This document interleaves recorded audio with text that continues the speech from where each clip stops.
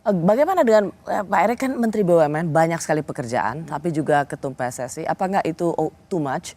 Karena misalnya seperti ini, pada saat Pak Erik di SEA Games ada soal BSI yang menyita perhatian.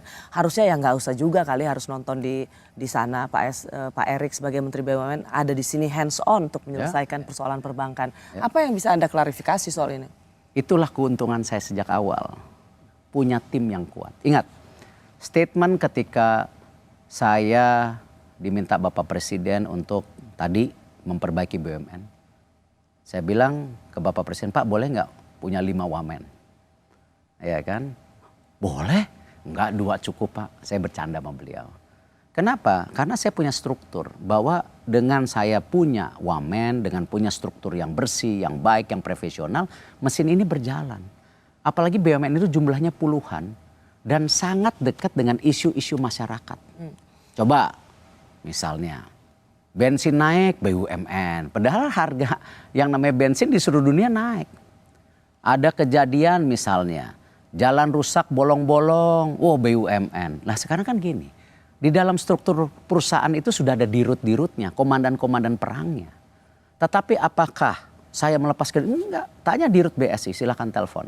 Ketika itu kejadian saya tanya, Pak Dirut, rencana roadshow jadi enggak? Enggak Pak, saya batal. Anda pimpinan yang bagus, saya gituin.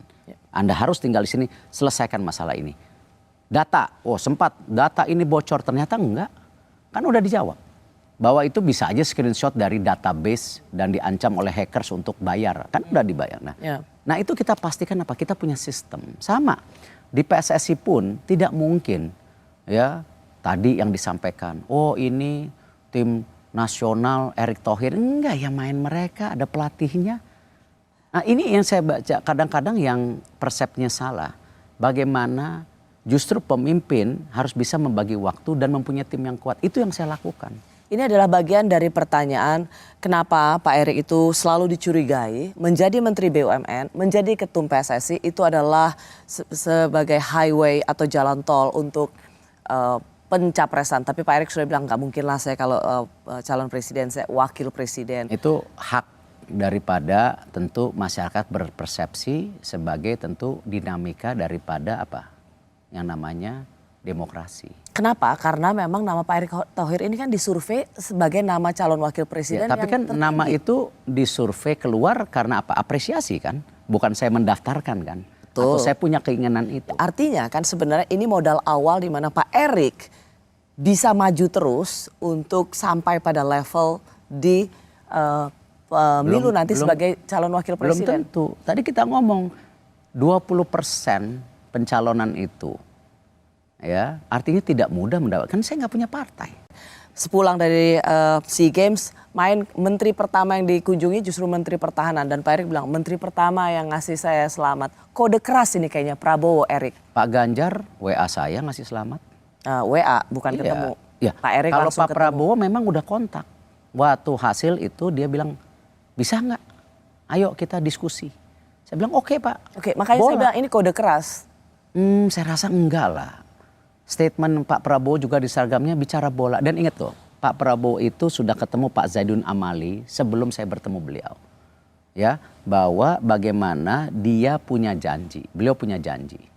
Bahwa ketika AFF 2022 beliau ingin mengirim tim ini. Udah bicara sama Pak Zainuddin Amali. Makanya kemarin salah satu pembicaraan, silakan cek sama beliau.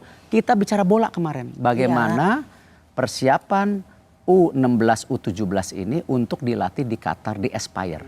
Pak Erik, apakah memang Pak Erik akan menggunakan PSSI untuk memuluskan langkah Pilpres? Saya udah statement awal, pisahkan politik dan olahraga. Statement Presiden jelas, makanya saya sama beliau. Tapi tidakkah medali emas ini semakin memuluskan, memoncerkan langkah seorang Erick Thohir untuk menjadi kita lihat di survei nanti, kita nggak tahu surveinya. Sama Anda tinggi loh.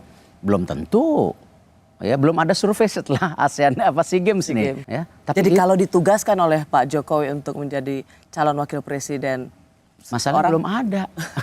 Beliau bilang kamu kesini belum ada. Jadi jangan GR nggak penting gitu. Yang penting kerja aja.